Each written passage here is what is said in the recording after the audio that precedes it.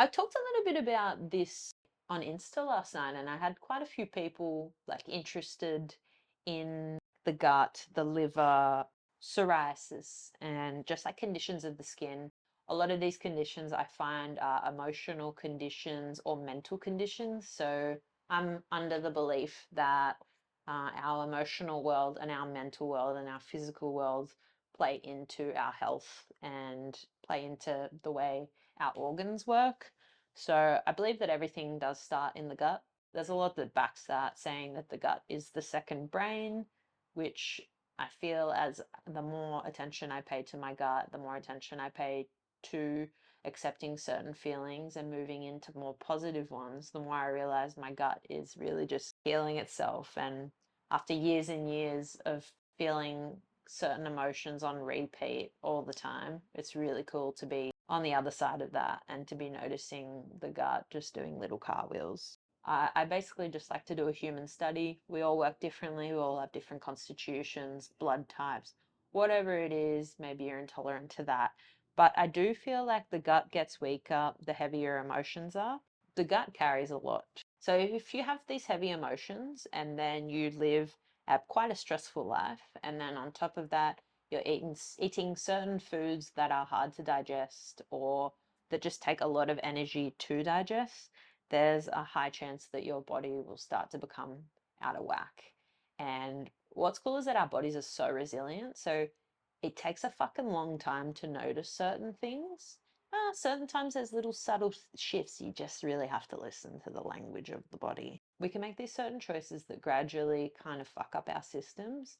So it can feel like once you start to notice all these problems arising, it can feel like, holy shit, this is going to be a lot to repair. You know, it's such a journey. All of this stuff can feel like it takes a long time, but there's a lot of things that I've changed in my life where I've noticed instant benefits. So I wanted to dip into that a little bit more. Our bodies can handle so much till they can't. If you're itching in certain spots, so itching is one that I have struggled with quite a lot in the past couple of years when I've been going through more periods of anxiety or fear or whatever it may be. So I wanted to see what I could do to potentially heal this, because I don't really believe in always going to Western medicine for this stuff.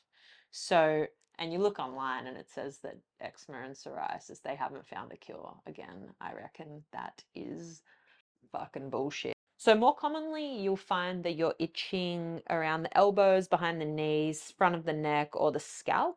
It can be also a bit of an invisible itch, so it makes you go crazy. It can also be more often at night, or you can notice it more after you've eaten this or that. For example, the other night I had like a huge bowl of yogurt. I was like, sand, and I just started to get so itchy at this point, and I was like, this is really annoying. And then I looked up the point and it was a spleen point, and then it led me to realizing that when you're itchy, it can mean that there's quite a bit of dampness in your body. So certain foods are heating and certain foods are cooling. I have a constitution that runs quite hot. So if I'm eating more heating foods, I can tend to notice imbalances in other areas of my body. Basically, long story short, you're going through an emotional time, you are eating a diet that's not very in line, and you're feeling stress, your belly is going to get a little bit out of whack.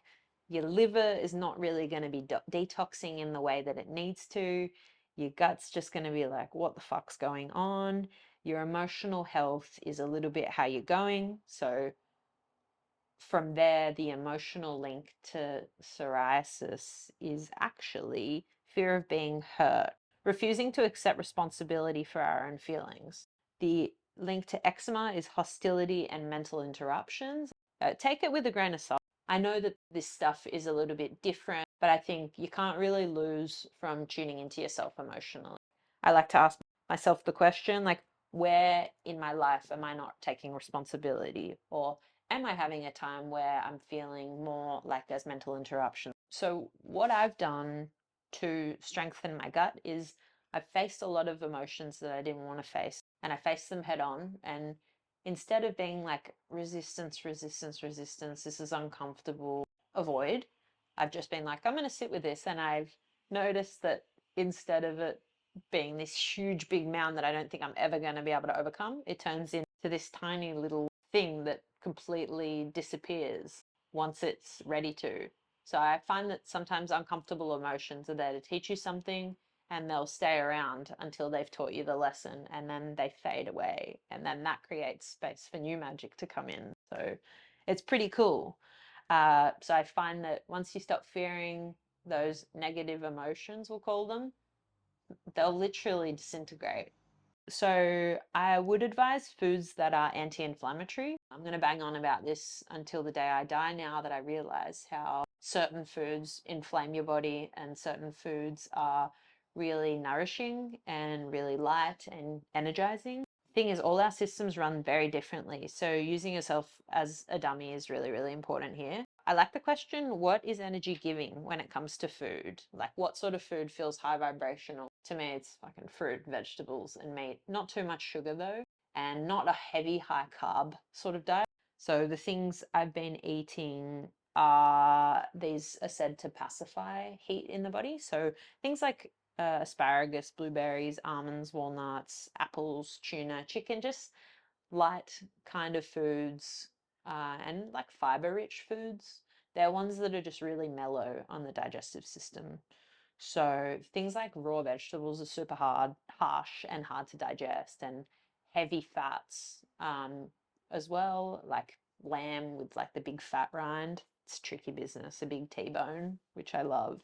It's like you can start reincorporating them back in quite soon, and you can still just have little bits, but I wouldn't advise to like go super hard on it if you're trying to rid your body of that dampness. I find that dairy can also be quite inflaming, so I'd probably put a little pause on that as well if you're interested.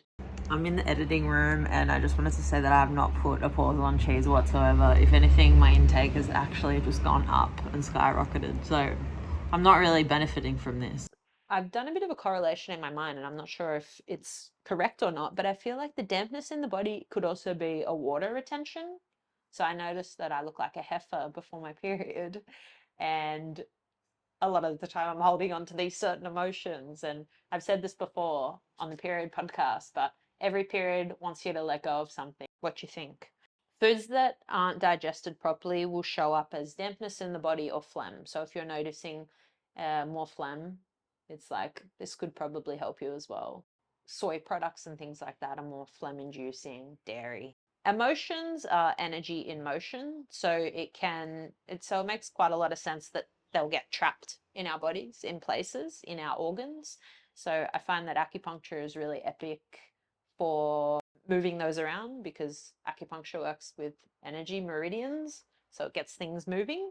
When the organs are in balance, we feel the emotion and we don't let it trap. I find that the more I get this stuff in check, the more I'm able to just like live in line with who I want to be. Yeah, I think it's like not overly common to like notice shit, I'm growing in that area, or oh, I used to do that, now I do this, and that's really rewarding. So the liver can become stagnant when there is mental and emotional disharmony. So if you're experiencing depression, anger, frustration, or resentment, that energy can become stagnated as a result of excessive thought, anxiety, or fear. So it's a cool one to reflect on, like, where in my life am I feeling anxious or fearful? And just being able to sit with it, getting out of your head and just feeling, because, yeah, I think myself included, I spend a lot of time just like up here, just trying to just understand things, and it's a bid to feel safe basically.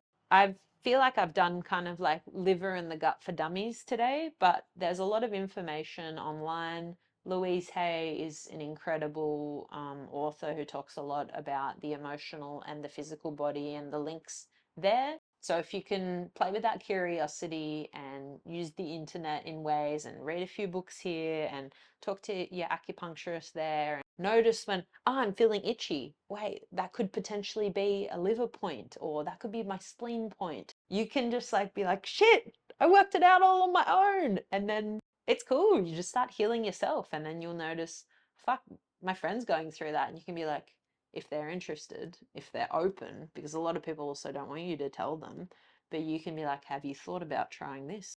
So thank you. Thank you so much.